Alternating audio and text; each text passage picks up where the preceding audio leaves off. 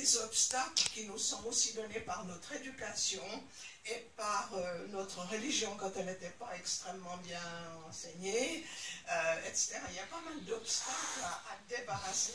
Par exemple, cette idée qu'on doit toujours être plus et autrement et autre chose. Vous voulez dire quelque chose? Oui, comment vous parliez au début par rapport à justement ce qu'on recevait d'éducation, si on avait des parents positifs et des parents qui étaient plutôt négatifs. On avait, au fond, dans l'éducation, cette idée qu'il fallait jamais trop dire aux gens que c'était pas mal parce qu'ils relâcheraient leurs efforts. Voyez. Donc, ce qui n'était pas du tout, on sait bien maintenant que c'est pas comme ça. Mais on donnait au fond aux gens cette idée, c'est pas, maintenant t'es pas parfait du tout, hein. Il faut continuer, il faut continuer, il faut continuer. En faisant pas la différence entre deux choses importantes, toi tu es accepté et acceptable et digne d'amour maintenant comme tu es. Et en même temps, tu as des potentialités que tu peux développer. Et on va t'aider à les développer parce que des fois c'est difficile de le faire tout seul. Mais c'est pas parce que tu as une mauvaise note, parce que tu as menti, parce que je sais pas quoi, que tu es pas acceptable. Mais on a souvent amalgamé les deux et les gens ont cette impression qu'ils ne sont pas assez, qu'ils sont... En psychothérapie, le truc de base c'est « je suis pas assez ». Je suis pas assez. Mes parents auraient voulu, je sais pas quoi, je dois, il faut, je suis pas ok, quoi. Et un bon nombre de psychothérapie, c'est ça, c'est d'aider les gens à se rendre compte que, comme ils sont maintenant, ils sont acceptés et ne cherchent pas. C'est vraiment d'arriver à être tellement intéressé par autre chose que on se rend compte que, tiens, on est heureux.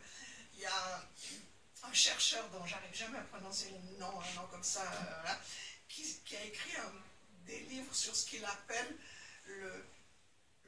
en anglais il appelle ça flow, F-L-O-W, donc ça veut dire quelque chose qui coule.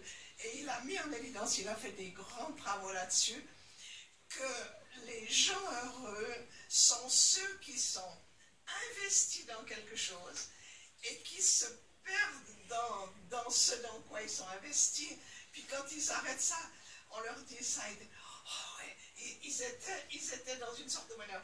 Il a par exemple beaucoup examiné des gens qui travaillaient dans quelque chose qui les passionnait, des chercheurs qui font des expériences, ou un artisan qui fait quelque chose dans lequel il se perd complètement pour un moment, et ils ont trouvé que c'était ce qui se rapprochait le plus du bonheur.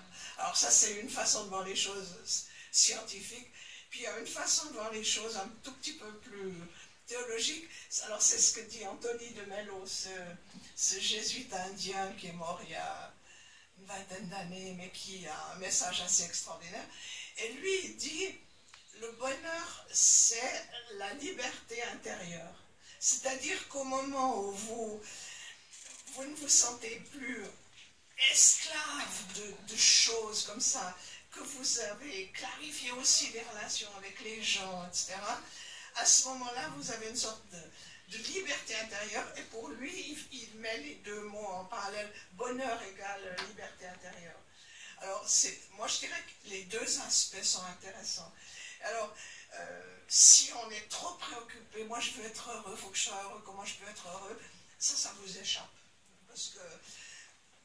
Parce que c'est pas fait de ça, quoi. C'est fait de trouver un sens à ce qu'on vit. Là, j'ai fait dans le matin quelques personnages, comme je fais l'été, pour arrêter les problèmes. Et là, le premier que j'ai pris, c'était un vieux jésuite qui est mort il y a peu de temps, qui s'appelait le Père Sérac. Il est mort à 94 ans, 95 ans. Et il était en Inde toute sa vie. Et puis les dernières années dans des camps de réfugiés en Asie, enfin des réfugiés cambodgiens, etc. Et il a, pas une minute, il s'est demandé est-ce que je suis heureux, comment je me sens là au milieu, mais il était toujours investi dans ce qu'il faisait, Et tous ceux qui l'approchaient disaient qu'il était complètement heureux, même dans ces circonstances-là, parce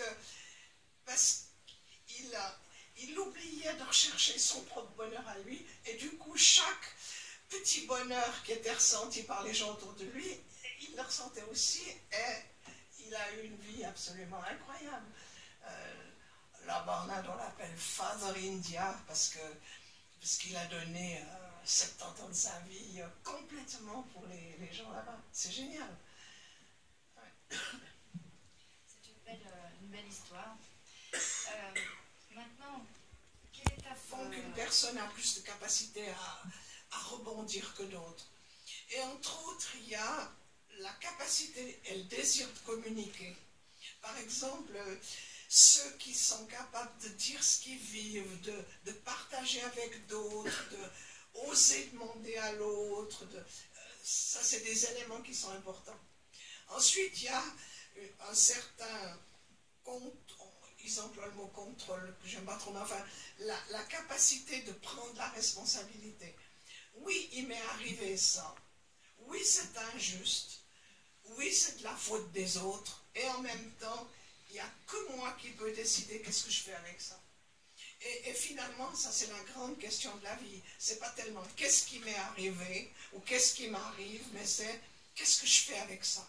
Qu'est-ce que je peux en faire. Alors, il y a des gens qui ont plus cette capacité-là.